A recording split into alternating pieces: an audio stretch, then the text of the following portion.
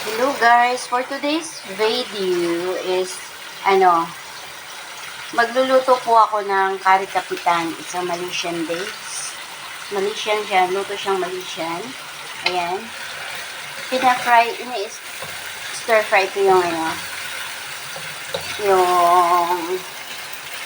yung paste niya na binili ko. Binibili lang namin ito sa market. Ayan. With the cloves and then the white pepper. And then pag lumabas na po yung maamoy mo na yung niya, lumabas na yung amoy at nagmamantika na mamaya konti, ilalagay na po natin yung chicken. Kasi kari kapitan to na ang tawag dito. May kari kapitan pala. Meron siguro din yung mayor. Ito yung chicken ko. So, ayan. Ang niluto ko is yung leg thigh na boneless. Kasi hindi ako mahilig na may bone. Pero although masarap talaga, pero pinaboneless ko siya. O, bumibili na ako ng boneless. Ayan. So, ayan. And then, itong meat na piniprepare ko, nagkuha ko ng konti dito, tapos nirab ko dito para ma-absorb niya yung taste ng So, ayan, pinafry ko na siya. Ayan. And then later, ito yung yung tamarind paste din siya na inano ko sa water para ilagay sa sabaw mamaya. Ayan. So, dahil, ayan, sinangkutsa ko siya. Ayan, sinangkutsa ko na siya. Pwede na natin ilagay yung chicken. Ayan. So, ayan na yung chicken. Ayan. Ayan yung chicken, guys. So, ito. Ayan. Ayan yung chicken. So, ganun ko lang siya.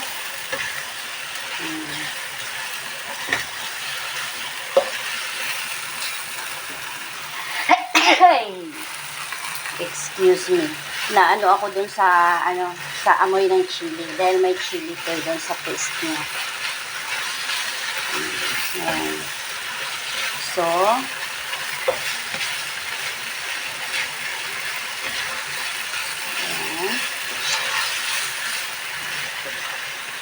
lower natin yung apoy para slowly siyang maluto. And then,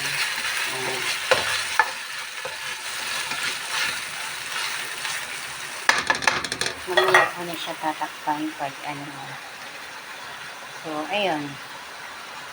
Chicken siya. Kari kapitan. Kasi ang kari, guys, may iba't ibang uri ng pagluluto ng chicken curry. May chicken curry na Indian style, may Malaysian, may Indonesian. Pero parehong curry yan. And then meron ding it looks the same, it looks pero magkaiba. Ito siya, itong curry na to, hindi siya masabaw. Meron siyang sauce pero hindi ganun ka dami yung It's just enough for to cover up the Mamaya sasabawan ko to ng konti. Pero hindi talaga siya yung ibang curry na masabaw siya, hindi. Iba to. Yan. Ibang klase to. Kaya sa gustong tumikim nito, baka gusto nyo, mag-request kayo sa akin. Maybe next time maluto ko to sa sa freeze. Yan.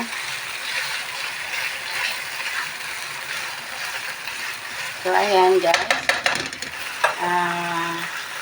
Ilalagay na po natin yung yung tamarind. Ayan.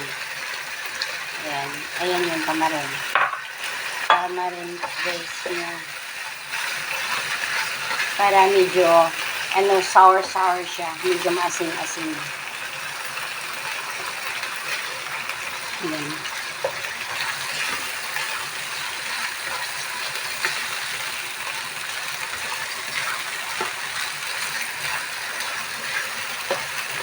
So, ayan. Sarap siya tignan, guys. At saka, talagang masarap siya. Ayan. Tapos, lalagyan ko siya ng asin. Ayan. Yung ginagamit po namin asin, guys, ayan. Reduced salt siya, reduced sodium, so hindi siya maalat masyado. Kasi, mga high blood nga kami, kaya iniiwasan namin yung maalat. Ayan. So, masarap siya, guys. As in, masarap siya. Ayan.